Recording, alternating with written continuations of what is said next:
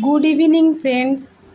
দেখো, ফাইনালি আমার mobile stand লেগেই গেল গাড়িতে। অ্যাকচুয়ালি অনেক দিনের ইচ্ছা ছিল, তো বেশি এসব আমি করতাম না। এখন ভাবছি যে একটু গাড়ি চালাতে চালাতে ভিডিও টিডিও করব। তার জন্য কিন্তু ফাইনালি আমি মোবাইল স্ট্যান্ডটা লাগিয়ে নিলাম, সির্ফ তোমাদের সঙ্গে কিছু মুহূর্ত শেয়ার করার জন্যে। আমি এতদিন গাড়ি চালিয়ে অফিস যাই, বাট এখন মানে এত ভিডিও করতাম না, কিন্তু এখন মনে হচ্ছে যেন তোমাদের সঙ্গে কিছু শেয়ার করি।